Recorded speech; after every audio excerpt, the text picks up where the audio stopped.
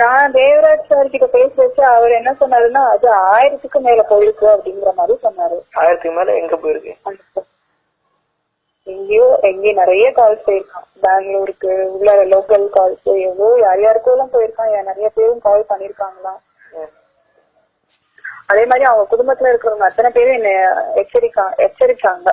உனக்காக நாங்க எல்லாரும் வேண்டிக்கிறோம், உனக்கு எதுவும் ஆயிடக்கூடாதுன்னு நீங்க இருந்து போயிடுங்க, யாருக்கிட்டையும் பேசிக்காதீங்க இது விஷயமா அப்படின்னு சொல்லி சொன்னாங்க. ஆனா ஏன் எல்லாரும் என்ன எச்சரித்தாங்க, இந்த பையன் ஏன் அந்த ஏரியா விட்டு கிளம்பி போங்கன்னு சொன்னான்னு எனக்கு தெரியல. அவன் சொன்ன அடுத்த நிமிஷமே நான் அந்த ரூம என்னோட இது எல்லாத்தையும் காலி பண்ணிட்டு நான் எங்க வானகரத்துக்கு போயிட்டேன். வானகரத்துல இந்த விஷயமும் எப்படியோ தெரிஞ்சுக்கிட்டாங்க. என்ன எப்படியோ வர வைக்கணும்னு சொல்லி ஒரு அதான் சொன்னேன் இல்லையா, என்ன ஃபாலோ பண்ணாங்க. அதுக்கப்புறம் அங்க வந்தாங்க, ராமச்சந்திர ஹாஸ்பிட்டலுக்கு நான் போனேன், அங்கெல்லாம் என்ன ஃபாலோ பண்ணிட்டு வந்தாங்க அப்படின்ட்டு. பட் இது நான் திரும்பவும் போலீஸுக்கு போன் பண்ணி என்ன யாரோ ஃபாலோ பண்றாங்கன்னு சொல்லி கருணாகரன் போன் பண்ணி சொன்னேன். அவர் அப்படிலாம் இல்ல, உங்களை யாருக்குமே தெரியாது, உங்க பேர் யாருக்குமே தெரியாது, நாங்க யாருக்கிட்டையும் உங்களை பத்தி எதுவும் சொல்லிக்கல, அதனால உங்களுக்கு அந்த மாதிரி பிரச்சனைகள்லாம் எதுவும் வராது, நீங்க தைரியமா இருந்தேன்னு அவரும் சொன்னாரு, தேவராஜும் சொன்னாரு. ஆனா எனக்கு என்னமோ அப்படி தோணல. திரும்ப ஒருவேளை நான் தைரியமா வீட்டை விட்டு வெளியில வந்தாதான் என்ன வெட்ட முடியும்னு நினைச்சிட்டு திரும்ப என்ன வெளியில வர வைக்கிறதுக்காக அப்படி எதுவும் சொன்னாங்களா என்னன்னு எனக்கு தெரியல. என்னமோ இந்த பொண்ணுக்கு வெட்டினாங்க, அந்த பொண்ணு எல்லாத்தையும் கொடுத்துருக்கு, அப்புறம் எதுக்கு இந்த பொண்ணு இன்னமும் ஏன் கலவரத்தை பண்ணணும் இது பண்ணணும், அப்ப இன்னும் ஸ்டாப் ஆகாது போல இந்த பிரச்சனை. திரும்ப ஏதாவது யாரையாவது வெட்டுவாங்க, யாரையாவது பிரச்சனை பண்ணுவாங்க, திரும்ப பிரச்சனையும் கொண்டு வரணும்னு நினைக்கிறாங்க போல.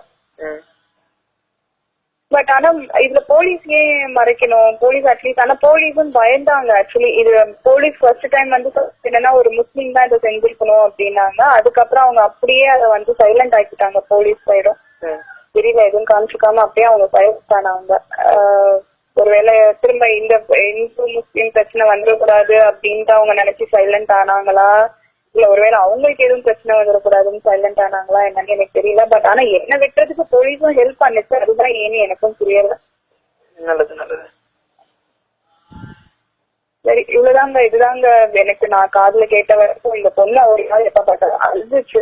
லேப்டாப் கொடுத்தேன், நீங்க கேட்ட இன்ஃபர்மேஷன் நான் கொடுத்தாச்சு, லேப்டாப் நான் கொடுத்தாச்சு, அப்புறம் ஏன் எனக்கு தொந்தரவு பண்றீங்க அப்படின்னு கேட்டுச்சு. ஒருவேளை இந்த பொண்ணு இந்த லேப்டாப்ல என்ன இருக்குன்னு எனக்கே தெரியல. லேப்டாப்ல ஏதாவது வச்சிருந்தீங்க. உங்க பேரு அவங்கள்ட்ட சொன்னீங்களா? இதுல அந்த போலீஸ் அந்த கருணாகரனா அவன்கிட்ட சொன்னீங்க உங்க பேரு விவரம் இது மாதிரி பிரச்சனை, ஆனா பேரு வெளியே தெரியக்கூடாது அப்படின்னீங்க. ஆனா அவங்க விஷயத்த மாத்தி சொல்லிருக்காங்க. ஆமா ஆமா. அதாவது 6 லட்சம் அந்த பொண்ணு ஏமாந்துருக்கு அதான் சொல்லியிருந்தாங்க. ஆமா, ஆனா அந்த பொண்ணு 6 லட்சம் எல்லாம் ஒண்ணும் ஏமாறல. அதெல்லாம் நான் சொன்னது உங்ககிட்ட இந்த வீடியோ இந்த செக்ஸ் சார்ஜ் சொன்னேன், இந்த மாதிரி எல்லாம் பேஸ்புக்லயே நடக்குது. இந்த மாதிரி எல்லாம் பொண்ணுங்களை ஏமாத்துறாங்க, பேஸ்புக் மூலியமா இந்த மாதிரி பொண்ணுங்களை ஏமாத்துறாங்க, இந்த மாதிரி செக்ஸ் சார்ஜ் மூலியமா லவ் பண்ணி சொல்லி கல்யாணம் பண்ணிக்கிறேன். இல்ல செக்ஸ் சார்ஜ் பேஸ்புக் மூலமா தனியா ஏதாவது லிங்க் இருக்கா?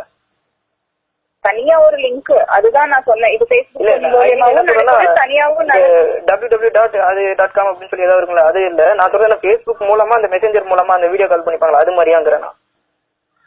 இல்ல அது மூலியமாவும் இருக்கு. நான் அப்படிதான் சொன்னேன். நான் பேஸ்புக் மூலியமாவும் நடக்குது, அது மூலியமாவும் இருக்கு. சோ இந்த பொண்ணு இது மூலியமா ஏதாவது ஒரு ஃப்ரெண்டு பிடிச்சி ஏதாவது மாட்டிக்கிச்சோ, அப்படி ஏதாவது பிரச்சனை வந்திருக்குமோன்னு எனக்கு தெரியல சார், நீங்க கொஞ்சம் இந்த விஷயத்த செக் பண்ணுங்க அப்படின்னு தான் நான் சொன்னேன். வேற எதுவுமே நான் சொல்லல. இது சொன்னேன். அதுக்கப்புறம் அவங்க அப்பாவையும் சித்தப்பாவை பத்தி சொன்னேன். அவங்க வந்து கொஞ்சம் டவுட் இருக்கு, என்னன்னு செக் பண்ணுங்க அப்படின்ட்டு. இவ்வளவுதான் சொன்னேன் நான். அந்த அப்புறம் ஒரு தடவை அழுகதாகவும் லேப்டாப்பை தான் கொடுத்துட்டேனே, அப்புறம் ஏன் என்ன டிஸ்டர்ப் பண்றீங்க அப்படின்னு சொன்னதையும் சொன்னேன் நான். இவ்வளவுதான் நான் சொன்னேன். இது மேல எதுவும் சொல்றதுக்கு எதுவுமே இல்லை. இவ்வளவுதான் அவர்கிட்ட நான் சொன்னேன்.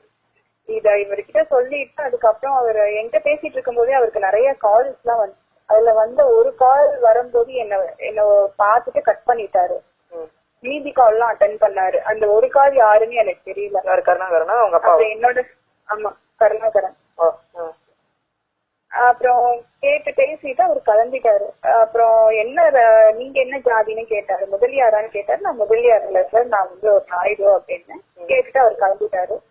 இத போய் தேவராஜ் கிட்ட சொல்லியிருப்பாரு போல. தேவராஜ் அந்த பொண்ணு எங்க இருக்குன்னு கேட்டதுக்கு இவர் தெரியல சார், என்கிட்டயே அவங்க ஏதோ சொல்லிக்கல அப்படிங்கிற மாதிரி சொல்லியிருப்பாராம். அதுக்கப்புறம் சரி இது என்னன்னு பாருங்க அப்படின்னு கேட்டதுக்கு அடுத்த நாள் வந்து பிலால பத்தி ஒரு விஷயம் கேட்டாரு. நான் வந்து எனக்கு தெரியல சார், அந்த அவங்க அப்பாச்சி ஒரு மாசமா இந்த பொண்ணு பேசல. இது வந்து லவ் பிரச்சனை எல்லாம் இல்ல, இது வேற ஏதோ ஒரு விஷயம் அந்த லேப்டாப்ல இருக்கு. அது மட்டும் இல்லாம இந்த பொண்ணு பெங்களூர்ல இருக்கும்போது ஸ்விஸ் பேங்க்கான தேவையான ப்ராஜெக்ட் இந்த பொண்ணு பண்ணிட்டு இருந்தா. அப்ப பண்ணிட்டு இருந்த சமயத்துல இந்த பொண்ணை வந்து டேட்டா பேஸ் எடுக்க சொல்லியிருக்காங்க. என்ன டேட்டா பேஸ் எடுக்க சொன்னாங்க, ஏது எடுக்க சொன்னாங்கன்னு எனக்கு தெரியல. இத வந்து என்ன பண்ணிருக்காங்க, அங்க இருந்து எடுத்து கொடுத்து எதுலயோ ஒண்ணு மாட்டிட்டு இருக்கு இருந்திருக்கா இந்த டேட்டா பேஸ் விஷயம். ஏன்னா இவ வந்து படிச்சது RFID. இது வந்து அவங்க அப்பாவோட டீம்ல யாரும் சொன்னாங்களா இல்ல இந்த பையனோட சைட்ல இருந்து சொன்னாங்களாங்கிற விஷயம் எனக்கு தெரியல. பட் ஆனா பிரச்சனை அவங்க அப்பா அந்த இயக்கத்தை இருந்தவங்கதான். இதுதான் அந்த பொண்ணுக்கு நடந்த பிரச்சனை. இந்த பொண்ணு இதுவும் இல்லாம அந்த பொண்ணு வந்து ஒரு தப்பான ஒரு ஃப்ரெண்ட்ஷிப் மூலியமா தப்பான ஒரு கேங்ல மாட்டிக்கிட்டாங்க பொண்ணு. அதை விட்டு மீண்டு எப்படி வர்றது இந்த பொண்ணு தெரியாம ஒரு எப்படி வர்றது, யாருக்கிட்ட சொல்றது, யாருக்கிட்ட சொன்னா தப்ப முடியுங்கிறது தெரியாம இருந்தது. இது பிலாலுக்கும் தெரியும். பிலாலுக்கு தெரிஞ்சது, பிலாலையும் அடுத்தது வந்து சாத்திய போட்டுட்டு அடுத்தது பிலால போடணும்ன்ற ஒரு இன்டென்ஷனும் அவங்களுக்கு இருந்திருக்கு. ஏன்னா இது பிலாலுக்கும் விஷயம் தெரியும். ஆனா அவன் ஏதோ ஒண்ணு சொல்லி போலீஸ் கிட்ட மாற்றாம போலீஸ் கிட்ட எதையும் சொல்லிருக்காம இது ஏதோ ஒரு விஷயம் அவன் அப்படியே படிச்சுட்டு இருக்கான். ஒருவேளை இப்ப கூட வேற என்னைக்காவது அவனை போடுவாங்களா என்னங்கிற விஷயமும் தெரியல. ஒருவேளை இதுலயும் அவன் வந்து இன்வால்வ் ஆயிருக்கானாங்கிற விஷயமும் எனக்கு தெரியல. இதுதான் அந்த பொண்ணுக்கு நடந்த பிரச்சனை. அந்த பொண்ணு ஆனா அந்த பொண்ணு லேப்டாப் கொடுத்துருச்சு, கேட்டவங்க கொடுத்துருச்சு. லேப்டாப்பையும் கொடுத்துருச்சு, இன்ஃபர்மேஷனையும் கொடுத்துருச்சு. இதுக்கு மேல எங்க எதுவும் இல்லைன்னு சொல்லி ஒரு தடவை அழுதுச்சு அந்த பொண்ணு. இதுதான் அந்த பொண்ணுக்கு நடந்த பிரச்சனைகள். இந்த மூலியமாதான் அந்த பொண்ணுக்கு ஏதோ ஒரு பிரச்சனை வந்திருக்கு. அதுவும் இல்லாம அந்த பொண்ணுக்கு தனிப்பட்ட முறையில அது நிறைய பசங்களோட சகவாசம் எல்லாம் இருந்திருக்கு அந்த பொண்ணுக்கு. அது ரொம்ப ட்ரெடிஷனலான பொண்ணுன்னு தான் சொல்ல முடியாது. ஆனா அந்த பொண்ணை பத்தி தப்பான விமர்சனங்கள் வெளியில வர வேண்டாம். பொண்ணை பத்தி தப்பான விஷயங்கள் வெளியில வர வேணாம், வெளியே சொல்லிடாதீங்க.